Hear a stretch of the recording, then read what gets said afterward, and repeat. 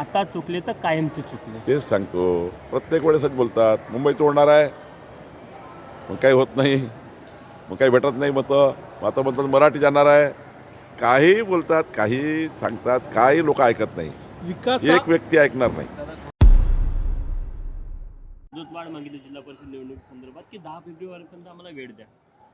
निवडणूक आयोगाने काय आधार घेऊन निवडणूक आयोगाकडे वेळ मागितली याबद्दल मला माहिती नाही.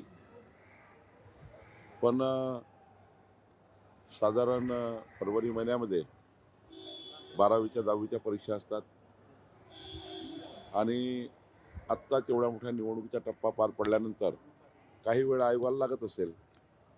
बजेट सेशन आहे, त्यानंतर अवेलेबिलिटी ऑफ ऑफिसर्स आहे किंवा निवडणुकीचा एवढा मोठा मॅनपॉवर आहे, अधिकारी वर्ग आहेत.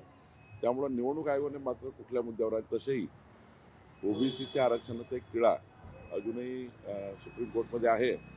एखाद वेळी राज्याच्या पूर्णच निवडणुका घ्यायच्या असतील तर 21 जानेवारी जी डेट दिलेली आहे सुप्रीम कोर्टाने, त्या डेटलाही मला वाटतं ओबीसीच्या आरक्षण जे 50%च्या वर गेलं त्याबद्दलही समजा काही निर्णय येणार असेल किंवा आम्ही त्या ठिकाणी सरकारची बाजू मांडणार आहोत.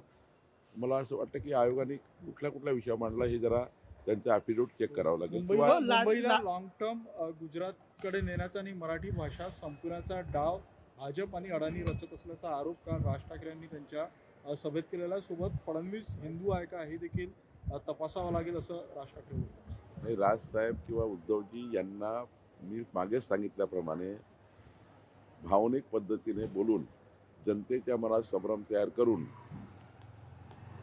मतदानाची प्रक्रियेमध्ये विकासाचा अजेंडा बाजूला करायचा आहे. पण राजसाहेब किंवा उद्धवजींना मी वारंवार सांगतो, ते चुकतायत.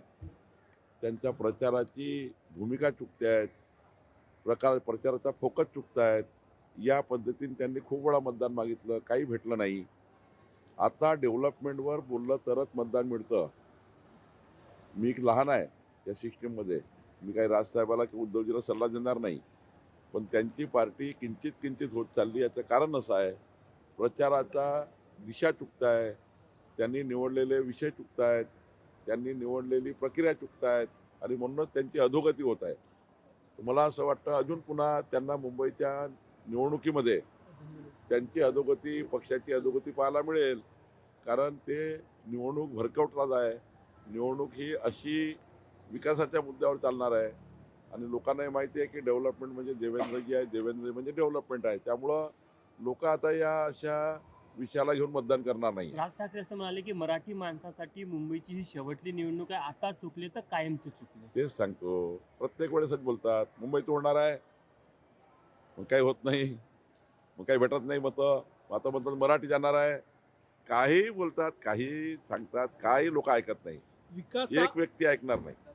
विकासाच्या मुद्द्यावर भाजप निवडणूक लढतायत.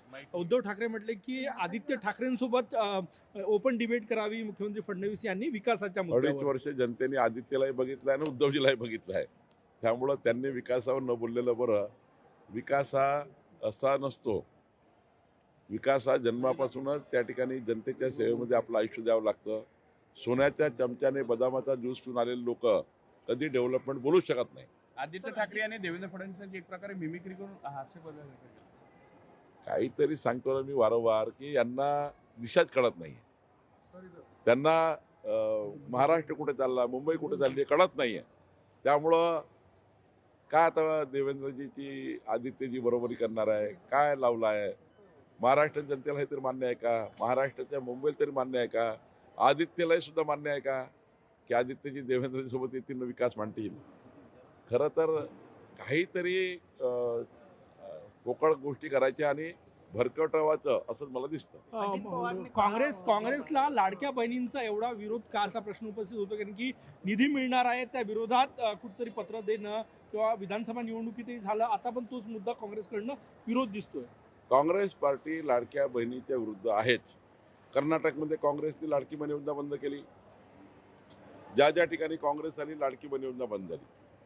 महाराष्ट्रात त्यांनी प्रयत्न केला, हायकोर्टमध्ये गेले, हायकोर्टाने त्याला हाकलून दिलं. मग त्या ठिकाणी त्यांच्या लोकांनी घोषणा केल्या आमचं सरकार महाराष्ट्राला तर लाडकी बहीण योजना बंद करू. आता मकर संक्रांतीला लाडक्या बहिणीचे पैसे जाणार, त्या ठिकाणी रोडा आणला. शेवटी काँग्रेसचं धोरण महिला विरोधी आहे. आधीपासूनच काँग्रेसचं ब्लड महिला विरोधी आहे. काँग्रेसने कधी आमच्या लाडक्या बहिणीला साथ दिली नाही.